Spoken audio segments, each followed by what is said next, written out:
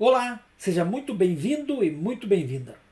Na aula de hoje eu vou falar de um assunto que muitas pessoas não gostam e acham desnecessário, porém é de suma importância para você trabalhar com VBA.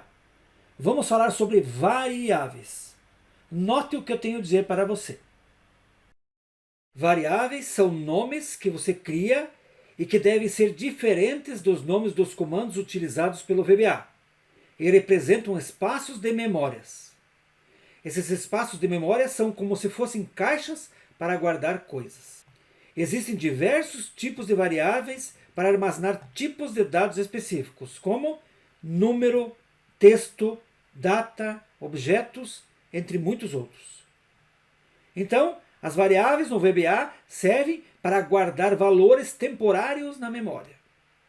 Além disso, permitem que a memória seja otimizada, já que informamos previamente o tipo de informação que será armazenada na memória, permitindo com isso alocarmos espaços de memória compatíveis com o tipo de dado que será guardado.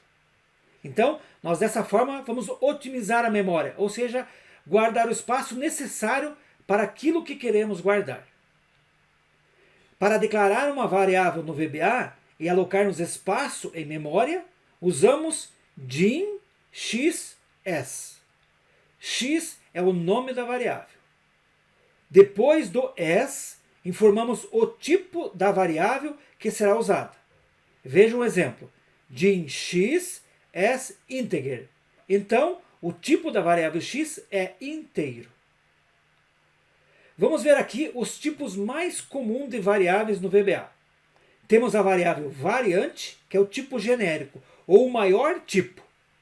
Notem, se você apenas declarar din x, sem colocar s e o tipo, por exemplo, ele considerará a variável do tipo variante. Por que isso é ruim? Porque se você declarar apenas din x, ele vai estar armazenando um espaço muito grande para algo que pode ser pequeno.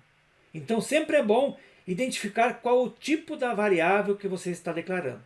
Mesmo que ela seja variante, você pode colocar din x as variant. Um outro tipo de variável que temos é a variável boolean. Ela vai receber as informações true ou false. Então nada além disso pode ser armazenado nessa variável. Por exemplo, se quisermos colocar um número ou um texto, não vai dar certo. Então esta variável recebe apenas true ou false.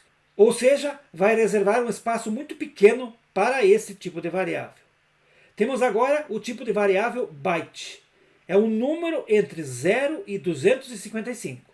Então, o espaço reservado para um tipo de variável byte é sempre de 0 a 255. Isso quer dizer o quê? Se você colocar, por exemplo, o número 256, não vai aceitar. Se você colocar um número negativo, também não vai aceitar. Se você colocar um texto, da mesma forma, não aceitará. Então, apenas os números 0 a 255 para a variável tipo byte. A variável tipo integer é um número inteiro que vai de menos 32.768 a 32.767.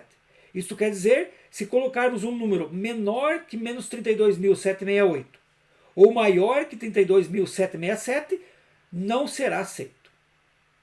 Uma outra variável é a variável long, parecida com a variável integer, só que ela aceita números inteiros maiores, deste número até este número aqui.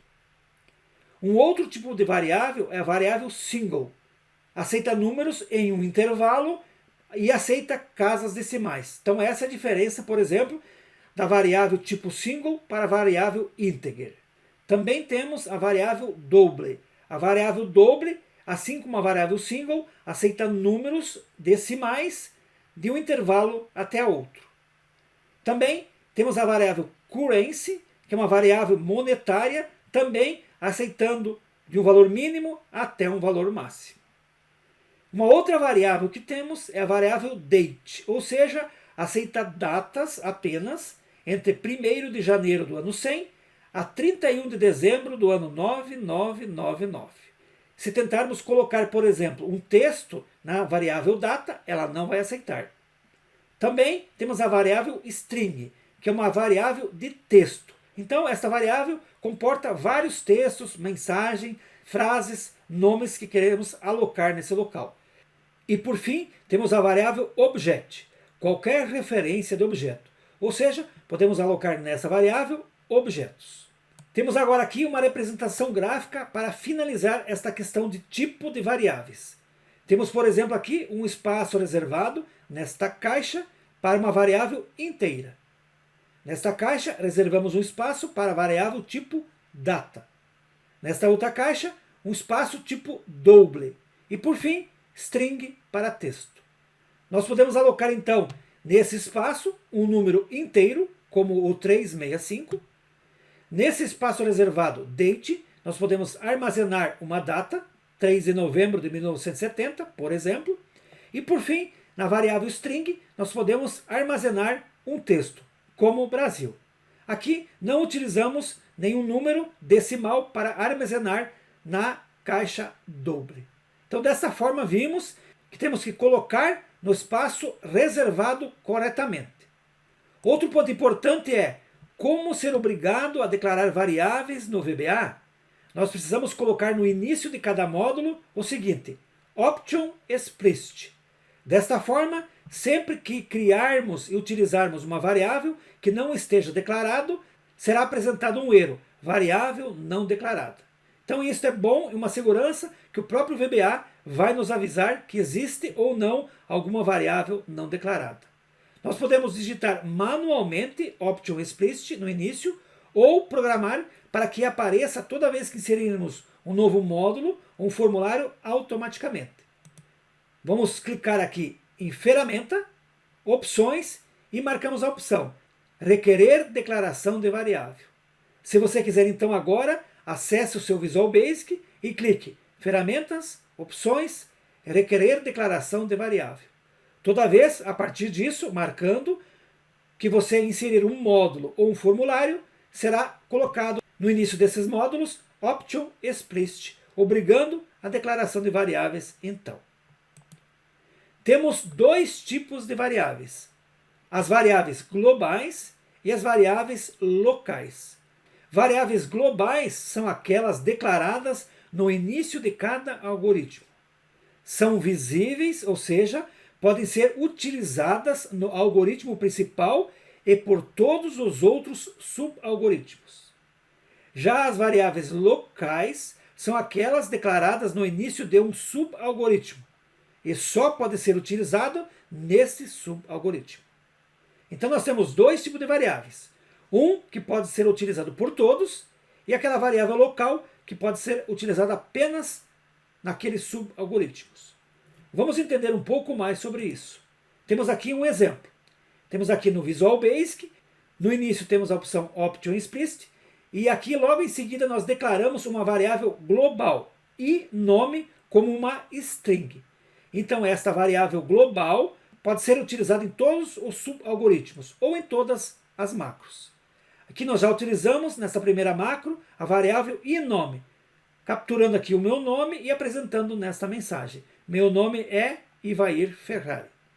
Nós temos aqui mais abaixo uma outra macro, onde nós declaramos a variável i como uma variável local. Logo, esta variável i só pode ser utilizada neste módulo ou neste subalgoritmo.